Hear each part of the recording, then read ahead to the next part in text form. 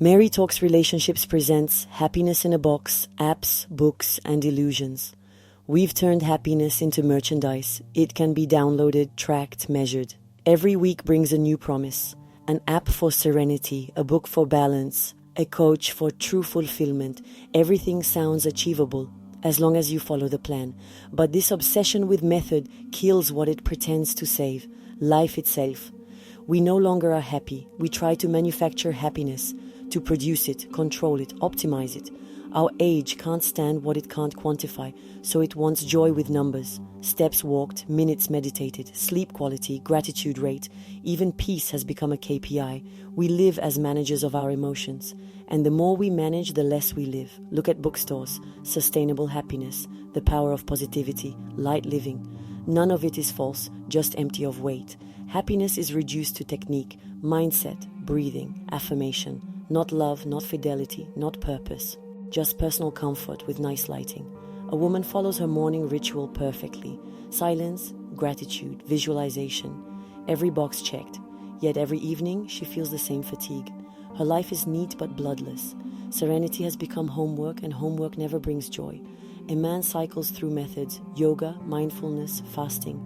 He says he's evolving. In truth, he's running from stillness. What he calls growth is emotional channel hopping. He wants to feel alive without belonging anywhere. The happiness industry thrives on our weakness. It tells us you can have peace if you work for it. But the fine print says, if you fail, it's your fault. That message turns hope into guilt. We end up blaming ourselves for being human. Packaged happiness doesn't bring peace. It breeds pressure. We compare, perform, smile on command. We want light without shadow, comfort without struggle, but joy doesn't live in comfort. It grows in the rough soil of the real. It comes through fidelity, gratitude, endurance, generosity. What deepens us isn't a technique, it's relationship. The wellness culture replaced wisdom with convenience. No truth, only alignment. No courage, only flow. No struggle, only letting go. It offers calm but no depth. It tells us, change your perception and life will change. But not everything bends to perspective. Some realities must be faced, not reframed. Pain isn't a glitch, it's the price of meaning. Peace doesn't come from mastery but from consent, the decision to stay engaged with what is, even when it hurts. Love, work, forgiveness. These aren't learned by modules. They demand presence, constancy, reality.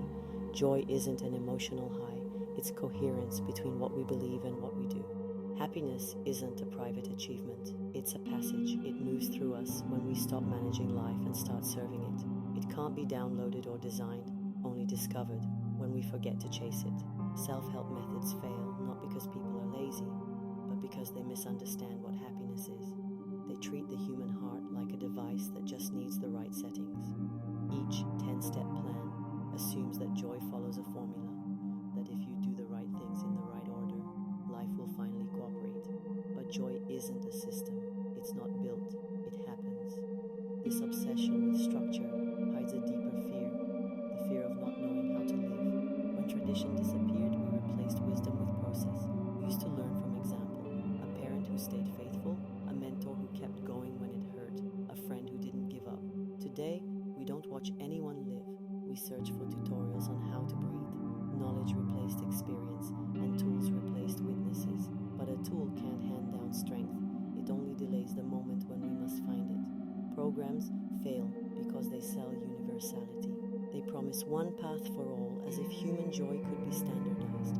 But joy is personal, rooted in history, shaped by limits and loves. What heals one person may suffocate another. A method that claims to fit everyone cancels what makes each life unique. The work of discernment, of asking not what feels good, but what's true. Most systems also assume that happiness comes from adding more habits, more exercises, more awareness. In reality, joy begins with subtraction. It starts when we stop feeding what disperses us, when we cut what is false, when we accept that not everything must be lived to live something fully. Happiness grows when life becomes simpler, not easier. Look around. We're surrounded by routines, podcasts, mindfulness tricks, yet our connections are fragile. We can regulate emotions, but not love without strategy. We can calm ourselves, but no longer forgive.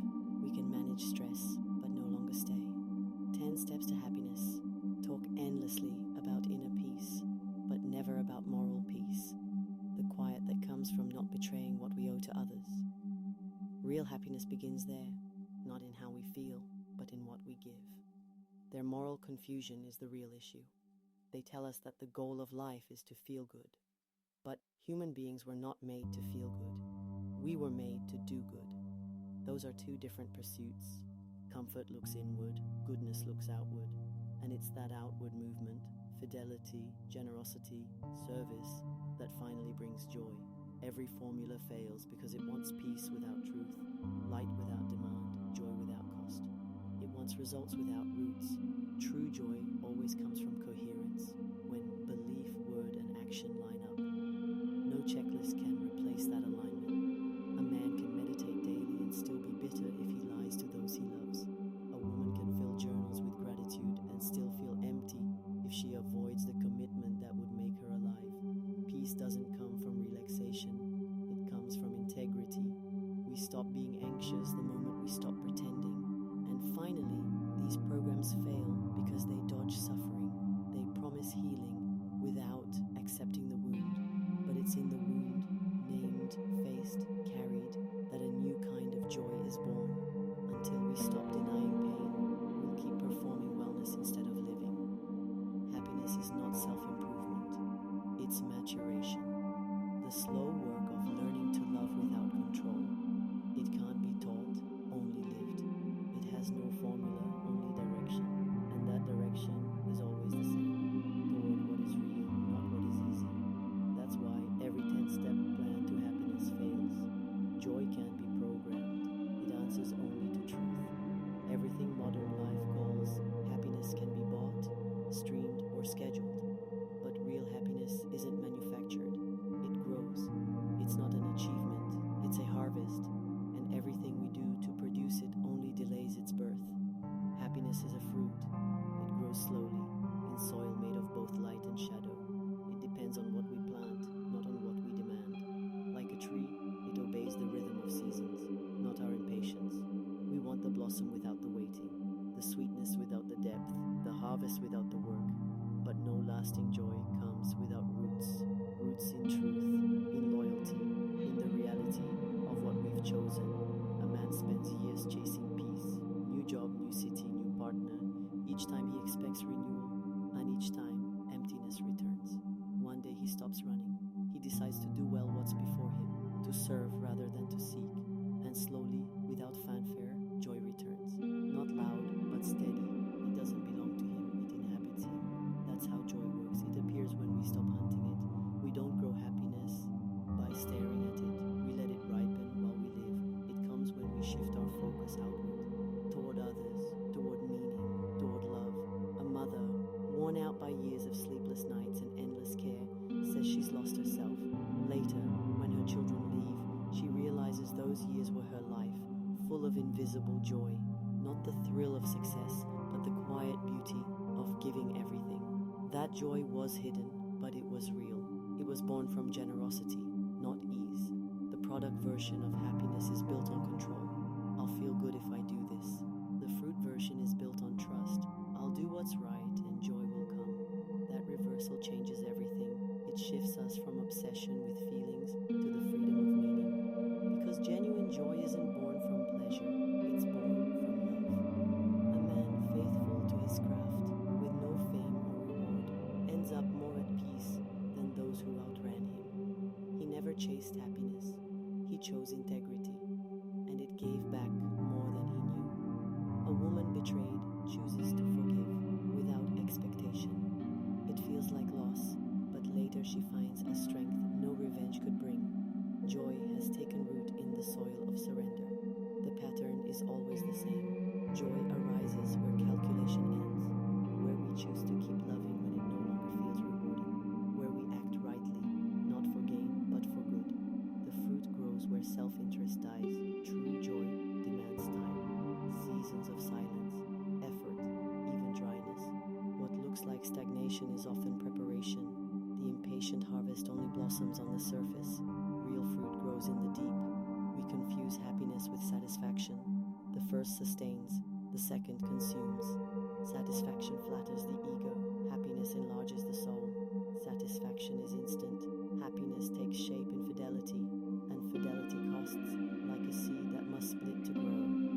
Happiness is not the opposite of suffering. It's what gives suffering meaning. It's formed through endurance, faithfulness, and perseverance. The couple that stays, the friend who forgives, the worker who builds in quiet. Wherever someone remains, works, forgives, joy eventually takes root. The happiest people aren't those who watch themselves live, but those who forget themselves in purpose.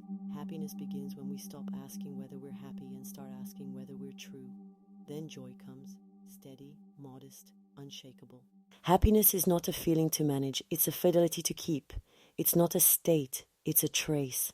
It can't be owned, only received. It doesn't always shine, but it illuminates. That's why all our methods fail. They want fruit without seed, joy without gift. But whoever keeps sowing, even in darkness, will find that joy was never the reward at the end. It was the very way of walking. Nothing is impossible for those who choose to love.